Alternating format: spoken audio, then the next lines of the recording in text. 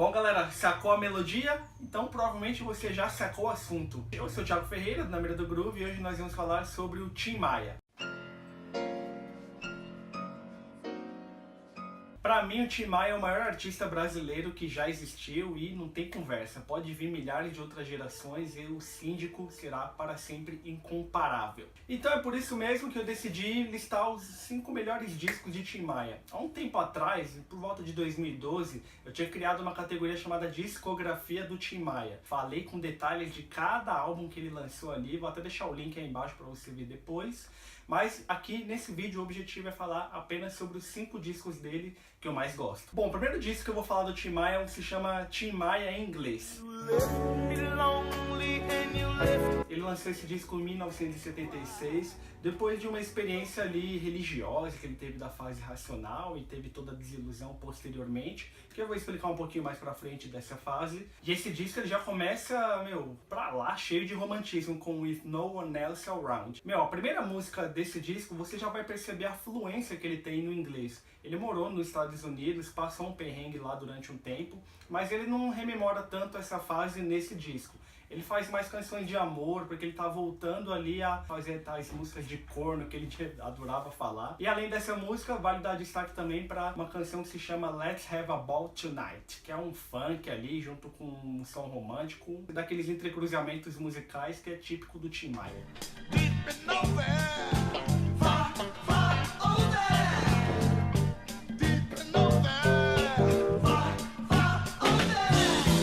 O melhor disco do Tim Maia, na minha opinião, é um que se chama Nuvens. Suas mãos para o céu e agradeça. Ele foi lançado em 1982 e eu creio que boa parte do prestígio dele foi enaltecida pelo biógrafo do Tim Maia, o Nelson Motta. No livro dele, Vale Tudo, ele ressalta muito o quanto que ele se dedicou a esse trabalho. Inclusive ele chegou a lançar esse disco de uma forma independente da Seroma, porque ele estava meio cansado do ritmo das gravadoras e tudo mais. Mas só que nesse disco ele se superou porque ele chegou ao ápice da sua fase romântica ali. Das faixas mais conhecidas desse disco é do Leme ao Pontal, que dispensa apresentações, mas é nesse álbum também que ele gravou um de seus sons mais tristes, que se chama Ninguém Gosta de Se Sentir Só. Porque eu tenho um gênio forte, sou um pouco abusado e com fama de brigão. O terceiro melhor disco do Tim Maia, na minha opinião, é um disco bem dançante, bem pra cima, aquele pra colocar nas pistas mesmo, é o Tim Maia Disco Club.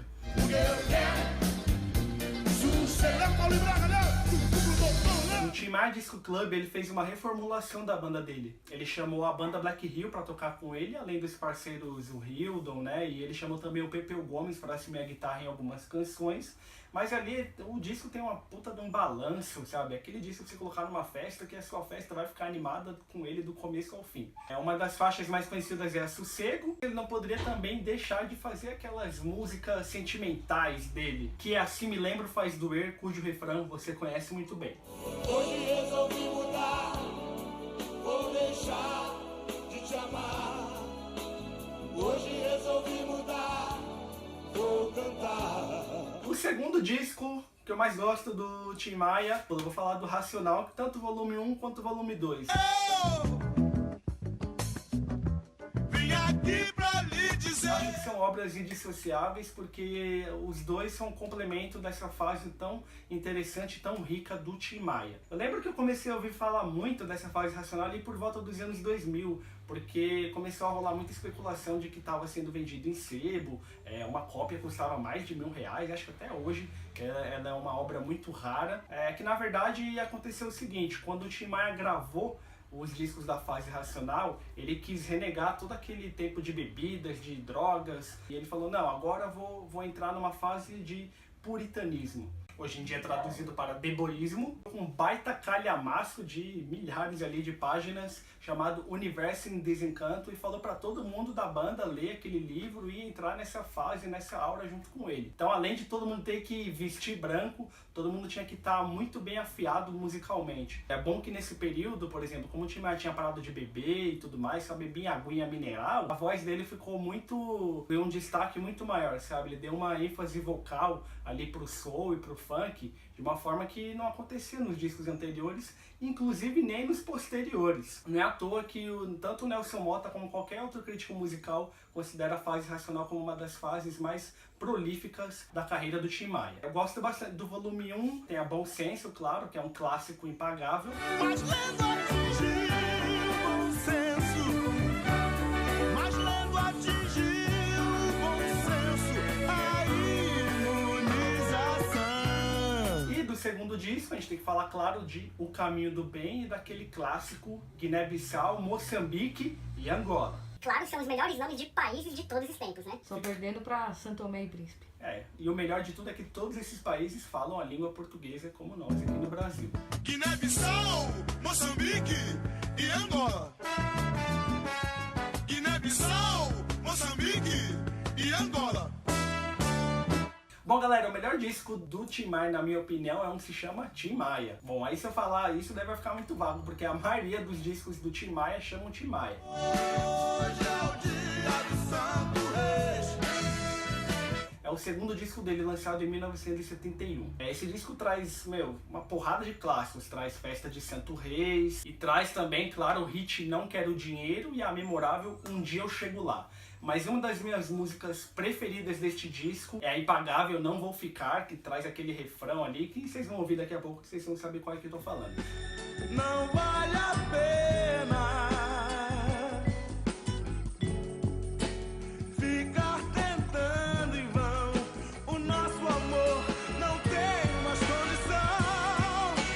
Mas, antes de terminar, eu gostaria de falar de uma música que é especial ali para a carreira do Tim Maia, uma que se chama Meu País. Apesar de ela não ter feito lá muito sucesso, essa é uma das raras ocasiões em que o compositor fala dos perrengues que ele passou nos Estados Unidos, que ele chegou a ser preso, a passar fome e tudo mais, a não ter conseguido trabalho durante o tempo. Foi inclusive fruto dessa fase que ele passou lá, que ele também chegou a ouvir muito dos clássicos do soul e do funk, que ele chegou pra cá, pro Brasil, com um vigor totalmente renovado. Ele não chega a citar todos esses perrengues na música, mas ele fala do quanto ele prefere ser brasileiro, do quanto ele é nacionalista e de quanto ele é tão apegado a essa maravilhosa terra em que moramos. Porém no meu país senti tudo o que quis. Bom, galera, espero que vocês tenham gostado deste guia básico do Tim Maia. Fala aí pra gente nos comentários qual é a sua música favorita do Síndico ou seu álbum favorito dele. Lembrando que é o seguinte, eu descobri esses tempos que muitos dos discos do Tim Maia não estão mais nos serviços de streaming. Então, infelizmente, não vai ter como a gente montar uma playlist legal para vocês conhecerem um pouco mais a carreira do Síndico. Mas eu vou deixar como recomendação um link da discografia comentada que eu fiz dele lá por 2012. Ela continua bastante atual e dá para você entender bastante da carreira dele por este link aí. Bom, pessoal, se você gostou desse vídeo, dá um like aí embaixo, se inscreva no nosso canal. E segue a gente também com o nosso perfil no Spotify que aparece aí embaixo para você. Beleza? Um abraço, ouça bastante o Síndico, que ele continua atual. E é isso aí. Beijos e até o próximo vídeo. Tchau, tchau. Para todas, eu me amor.